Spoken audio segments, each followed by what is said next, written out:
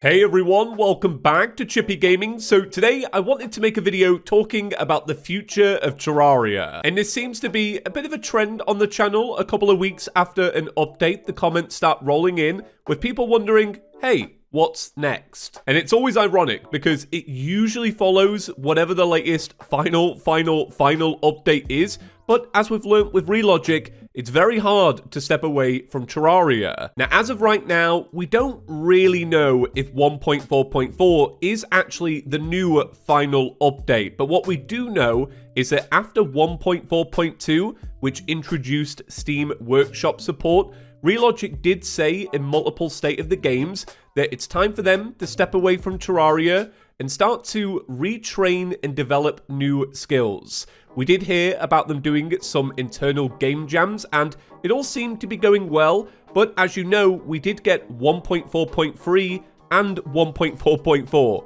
But with both of these updates, Relogic stated some kind of event that pulled them back in to working on Terraria. So with 1.4.3, it was the potential to do a full crossover with Don't Starve. And with 1.4.4.4, well, it was them winning the Steam Labor of Love Award. So it's a little unclear what Relogic will actually do next. Will they go back to those game jams? Will they go back to relearning and developing new skills? Is it really time for a new project? Or has Terraria 1.4.4.4 sparked a new flame for Relogic? Because if you've watched the channel for a while, or you just like to keep up with Terraria news, you'll know that this update was handled a lot differently than every other update. Now, it might be because it was the Labor of Love update, but the way the developers interacted so much and revealed a lot about the update, but then still kept many a secret,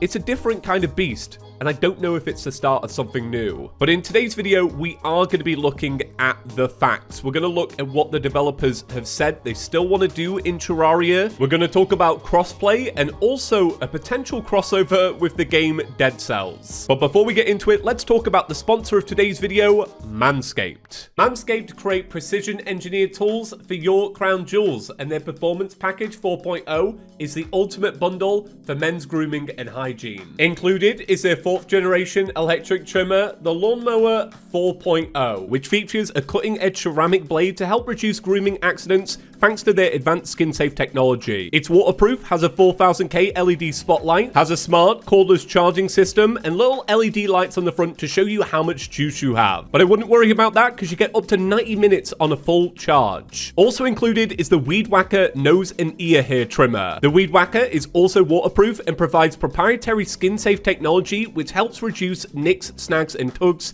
in those delicate nose holes. Also included is the Crop Preserver deodorant and the Crop Reviver toner spray. Simply apply the Crop Preserver after a shower for all-day body odor protection, but if you need something quick, well, the Reviver spray is a nice little spritz with cooling aloe vera. Manscaped also included 2 free gifts. You have the Shed Travel Bag and also a pair of performance boxer briefs. It's time to take your groom to the next level. So head to manscaped.com and use coupon code CHIPPY, and that will actually save you 20%, and you also get free international shipping.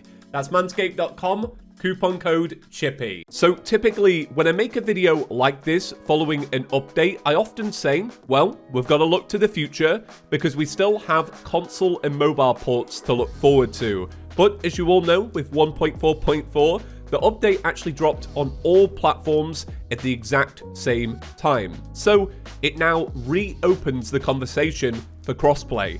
And to get you up to speed with what Relogic have said, none of this is direct quotes. I'm going to have to paraphrase a little bit because it's spread out over many months. Essentially, Relogic haven't actually promised a crossplay update, but what they did say is that once all versions of Terraria have complete parity, which they currently do outside of a couple of bug fixes, they said they would try their best and they would look into crossplay. And if it was possible, they would do a crossplay update.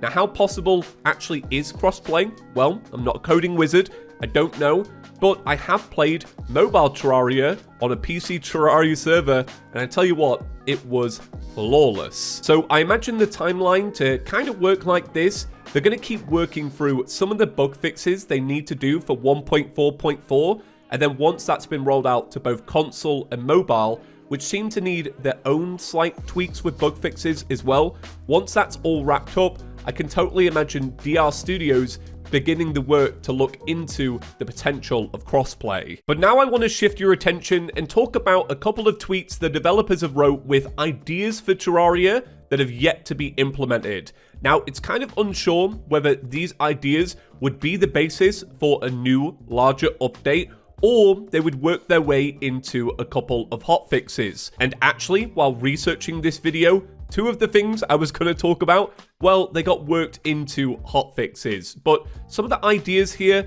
are a little bit larger than hotfixes, but we'll see. So to begin with, somebody tweeted Red and said, I know it's probably a little late for this, but could you make it easier to swap two NPC housing? Everything would be so much easier if you could move an NPC into an occupied housing and just have the NPCs switch home so you don't have to have a third temporary house. Well, Red responded and said, you can click the flag to kick them out. Somebody else said, how long has this been in the game? I've been playing since 2014 and I didn't know this. Well, Red said, since 1.1, I believe, and that's correct. It was introduced in 2011. Red went on to say, the comments here are a sign we need to make this a little more obvious to the player. And for that suggestion, I would say that's probably something that could be introduced in a hotfix. And just to share my thoughts on this issue in general, I think this is a side effect of the old console and mobile UI, because even I, a Terraria veteran, I could never figure out how to kick out an NPC in those versions. So real quick, if you're enjoying the video and you haven't already, now would be a great time to subscribe to the channel. If there is a potential update in the works, by subscribing, you'll guarantee you won't miss the news. Next up, somebody tweeted Red and said, I know you won't read this, but I wanted a hard mode version of mining and angler armor for Labor of Love. And Red responded, upgrades to those sets would be really nice. And that's one of those suggestions where I read it and I say, that's probably one for the back burner if they ever make a larger update. Also, one of the things I never got to speak about in a Terraria news video because it was so close to the release, somebody asked if there could be other hurt sounds in Terraria.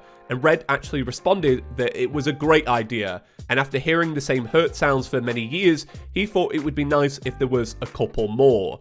Well, Red actually spoke about it again after the release of the update and said, it's still on the agenda, we didn't have time for it in this update. Now, this is a conversation that came out before the release of the update, but also after the code freeze, so it's an idea that probably couldn't have been implemented at the time. Somebody tweeted and said, Red, you want to let me adjust the width of auto mine so I can make 3 or 4 block elevators more easily so badly. And Red actually responded, that would make a good new item, like a drill mount that only digs down or a new type of pickaxe/drill. I usually mine 5 wide, so I know the struggle. Next up, somebody tweeted Red and said, hey, I'm building a train station in Terraria right now, and wouldn't it be cool if there was a new minecart in the game that is a train, so you can ride with your friends. Basically, just a minecart that spawns with more seats/carts that other people can right-click. And Red responded, that would be neat for sure. I've always wanted to update minecarts to be like roller coasters too. Now, one thing to mention, we did often see Red say in response to suggestions before the launch of 1.4.4 that, hey, it's a good idea, but we didn't have time for it in this update. Now, it's unsure whether this meant, hey, we'll probably never have time for it, or it's one of those things where it's like, okay, let's say I was working on a bigger update, this is where I'd start. So another idea that happened before the release but after the code freeze, there was a Reddit thread that said, is there any way I could get Moonlord's torso? And Red responded, yeah, this has to happen. Now, throughout the excitement of 1.4.4, there was one dedicated Twitter user that would ask Senex for a pufferfish. And I'm talking like every day, and it became a bit of a back and forth on Twitter. Well, Jim actually responded and said, all right, sounds like I should start working on a pufferfish stat. Will not make it in for the 1.4.4 update, but maybe for a hotfix shortly after. and we've not seen that hotfix yet. So the final thing we have to talk about is a potential crossover with Dead Cells, and this is more than likely the strongest evidence we have for a larger update. And it all started when somebody tweeted Red and said, "What's your thoughts about a Terraria x Dead Cells collaboration? A beheaded vanity would be sweet." Well, Red responded and said, "Seems like it would be an awesome crossover to me." And then the creators of Dead Cells responded and said, "Maybe we can get something in the works." Now, it's a little embarrassing to say this, but I have actually yet to play Dead Cells, even though I own 2 copies of it and I've heard nothing but good things. So I think it's probably going to be my mission over the next couple of weeks to actually check out the game. Now, that's actually everything that we have today, but I want to hear from you lot. What do you think Relogic will do next? Thank you all for watching, and I'll see you in the next one. Peace.